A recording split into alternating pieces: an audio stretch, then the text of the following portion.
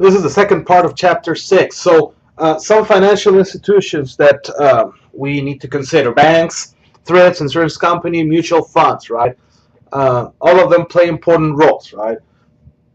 Banks, well, that's one of the most obvious and one of the most famous ones, more recognized ones, right? Mutual funds, these are also very important, right? I mean, for some of us individual investors, it is sometimes difficult to come up with enough money to invest in the market. However, if we pool our resources, we can actually create a very large pool of money, a very large amount of money, which makes it easier to invest, right? Now, interest rates. This is also a very important topic. We're all affected by interest rates, right? Interest rates are one of the most important drivers of the economy. And first of all, first and foremost, interest rates are affected by economic conditions. Economic conditions are going to dictate, are going to encourage our central bank, the Federal Reserve Bank, to take policies that would certainly or hopefully gonna motivate the economy.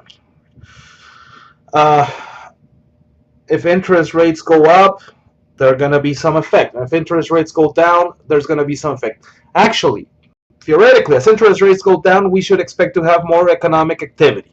As interest rates go up, we should expect to have less economic activity, right? Uh, One of the rates, and the rates that we see most of the times, they're called nominal rates. They're called nominal rates because they include inflation. Now, think of this for a minute. If you're investing, you want to make more than inflation, right? Inflation is on average how much more are you paying for the things that you buy, right? How much more expensive are the things that you buy? If inflation is greater than the return you get from your interest rate, you don't have an incentive to invest, right? Think of this. Today, let's say $100 can buy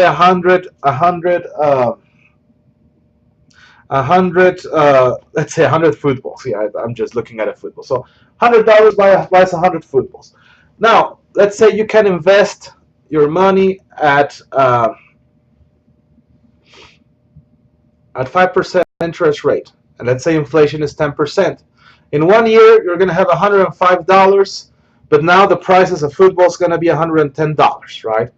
$105 is less than $110, right? You will not be able to buy the same number of footballs as you were able to do it a year ago. That is not convenient for you. Therefore, your interest rates need to be larger than inflation. So there you go. Factors that affect the rate: inflation, real interest rate. Now, this is the when we combine inflation and real interest rate, we have the risk-free rate. The risk-free rate, I would say, quote unquote, risk-free rate, is the rate that we receive if we invest in a government issued security. We're talking about the treasury. Why? Well, they will never run out of money, right? If they run out of money, they'll print more money and they'll give it to you. So it's risk free. Now, if we talk about purchasing power of that money, well, that might be something different. But inflation and real interest rate, they make the risk free rate. Uh, we have default and liquidity risk. Default is the probability of going bankrupt. All corporations have the probability of going bankrupt. Walmart, for example, can have a very low probability as opposed to a very new, recent high-tech startup, right? However, all of them have default risk. Another risk is liquidity.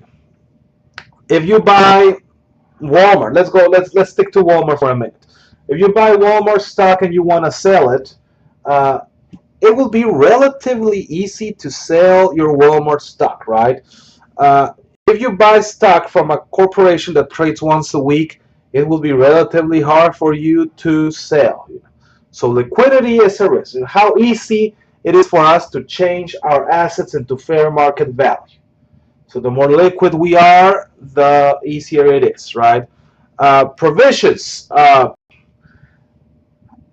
Thing that comes into my mind is callable bonds. We will talk about them later. but sometimes the issuer will set up conditions, right? And if you have conditions that are not favorable for the investment from the investor, they need to compensate you, right? They need to compensate you. Time to maturity. As a rule, the longer the expiration time, the more risk we are taking. Think of Walmart for again, Walmart, and let's say Walmart has a bond that expires in 1 year and one that expires in 30 years. Uh, in a way, we are pretty certain on what's going to happen in 1 year, right? We have the impression that Walmart is going to be around next year. How about 30 years? Well, it gets a little bit more blurry, right? Uh, Chances are that Walmart will be around in 30 years, but as of now, a year is more certain than 30 years. Now, inflation, we were talking about that just a minute ago, right? Percentage increase in cost of goods and services. Uh, if we expect to have a lot of inflation, interest rates should go up. If interest rates don't go up and we expect inflation, people are going to spend their money. Because as we mentioned before, they will not be able to spend it in the future. And if people spend their money, that's going to create more inflation. So every time there is expectation for inflation, interest rates will go up. We don't want people to spend their money. If a lot of people spend their money, that's going to push demand up. And as demand goes up, prices are going to go up as well. Way in which we can calculate using the consumer price index. This is kind of like a review for macroeconomics. Uh, this is a very interesting example. The orange line, the solid line is inflation. Basically, the dashed line is T-bills.